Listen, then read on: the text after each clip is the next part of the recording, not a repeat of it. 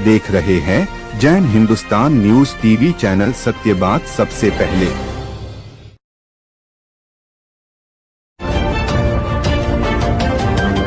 आप देख रहे हैं जैन हिंदुस्तान न्यूज चैनल, सत्य बात सबसे पहले। लाइव प्रसारण के लिए संपर्क करें।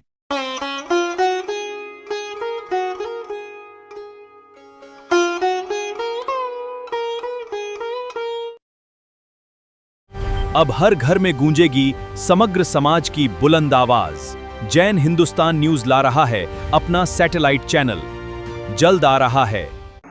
बीकानेर निकाय चुनाव 2026 का बिगुल जो है वो बच चुका है और इसी को देखते हुए हर वार्ड से जो नए प्रत्याशी के रूप में सामने आ रहे हैं उत्साही युवा, जिनमें सामाजिक सोच की भावना कूट कूट के भरी हुई है।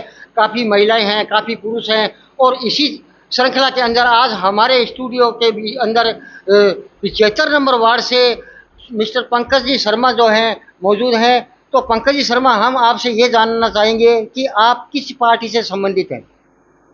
मैं आपको बता दूं, जैन हिंदुस्तान माध्यम की चैनल के माध्यम से मैं 93 से लेके आज तक मैं बीजेपी का समर्थक रहा हूं, बीजेपी का कार्यकर्ता रहा हूं और बीजेपी की ही मैंने धारणा को अपनाया है और मैं पूर्ण रूप से बीजेपी समर्थक हूँ। तो आपकी जो ये शुरुआत हुई थी बीजेपी की अंदर रुचि बनी आपकी, तो ये कहाँ से शुरुआत हुई थी? सबसे पहले 93 में जो बीकानेर शहर के जो सबसे पहले विधायक बीजेपी के भारतीय जनता पार्टी के रहे वो स्वर्गीय श्री नंदलाल जी नंदू महाराज। तो मुझे उस टाइम से उनके अंडर में भारतीय जनता पार्टी के कार्यकर्ता के रूप में काम करने का मौका मिला जी।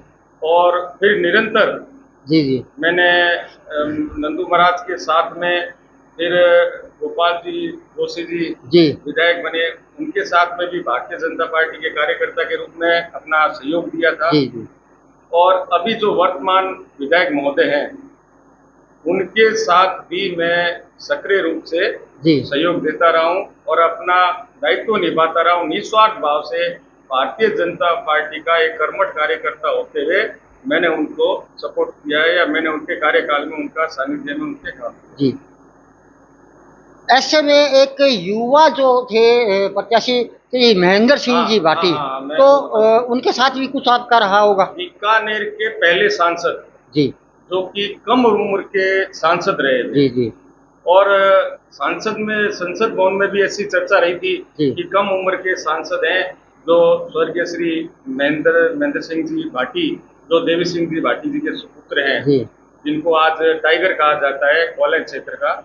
तो उनके कार्यकाल में, अल्पकाल में मैंने उनका भी सपोर्ट किया, उनका भी सानिध्य मिला मेरे को, उनके अंडर भी मैंने काम किया और एक भारतीय जनता पार्टी का कार्यकर्ता के रूप में मैंने उनके यहाँ और उनके अंडर में काम किया जी।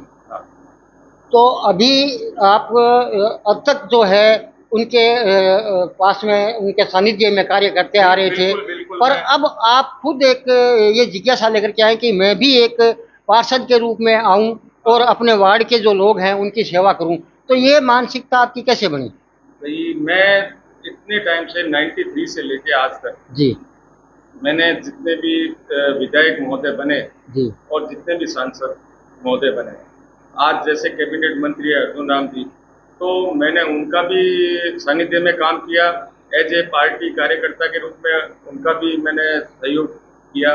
और अब मेरी ये इच्छा जाहिर हुई है कि मैं भारतीय जनता पार्टी बैनर तले जो पार्षद 2026 पार्षद निकाय चुनाव है उसमें मैं एक भारतीय जनता पार्टी का कार्यकर्ता बनके या एक नेता बनके मैं और जो अपने वार्ड की है और अपने वार्ड के सदस्यों की है, वार्ड के मेंबरों की है, मैं और सेवा कर सकूं। इसलिए मैंने ये मेरे दिमाग में आया कि भाई यार, अपन कार्यकर्ता के रूप में काम कर चुके हैं, अब शायद पार्षद बनके और अधिक सेवा कर सकें। इसलिए मैंने इच्छा जाहिर की है और पदाधिकारियों से, विधायक महोदय जी से, सांसद महोदय जी से भी मैंने बात की है और उनको भी मैंने अवगत कराया कि भाई मेरे को पार्टी में टिकट दिया जाए ताकि मैं भारतीय जनता पार्टी के बैनर तले वार्ड नंबर 75 से चुनाव लड़ सकूं और जीतकर उनका मान बढ़ा सकें। अभी तक तो टिकट वितरण का कार्य बाकी है, अभी तो नामांकन बाकी है होना, परंतु अगर किसी कारणवश अगर बाय द वे आपको बीजेपी से टिकट न मिले तो ऐसी स्थिति में आपकी क्या सोच है? देखो, टिकट मिलना और नहीं मिलना ये सब बड़े अधिकारियों का, पदाधिकारियों का काम है। लेकिन मैं आपको ये बात जरूर कहूँगा कि अगर टिकट नहीं भी मिलता है मेरे को जी, तो मैं, जो मेरे सहयोगी हैं, जो मेरे कार्यकर्ता हैं, जो मेरे साथ सपोर्टर हैं मेरे जी, तो मैं उनसे बात करके वो क्या जो निर्णय लेंगे जी, जी, उस निर्णय के आधार पे फिर वो आगे प्रक्रिया करेंगे। तो ऐसा अभी कुछ नहीं है कि टिकट मिले ही मिले, क्योंकि पार्टी का सर्वोपरि होती है, पार्टी के टिकट देती है और नहीं भी देती है, फिर भी हम कार्य करेंगे। लेकिन मैं अपने जो समर्थक हैं और अपने जो कार्यकर्ता हैं मेरे, जो साथ में सहयोग कर रहे हैं मेरा, तो मैं उनसे भी, पार्टी वालों से भी बात करके और सहयोग करके, और वो जो निर्णय लेंगे वो मेरा निर्णय होगा। पार्टी का निर्णय इनके लिए सर्वोपरि निर्णय है। जो पार्टी निर्णय लेगी वो निर्णय इनको स्वीकार है और इनका यही कहना है कि अगर टिकट मिलती है तो मैं सौभाग्यशाली समझूंगा, परंतु अगर किन्हीं कारणोंवश पार्टी मुझे टिकट नहीं देती है तो भी मैं पार्टी के लिए सदा तैयार हूं और मेरे जो साथी हैं उनके निर्देशानुसार मैं अपना सहयोग निरंतर जारी रखूंगा। धन्यवाद।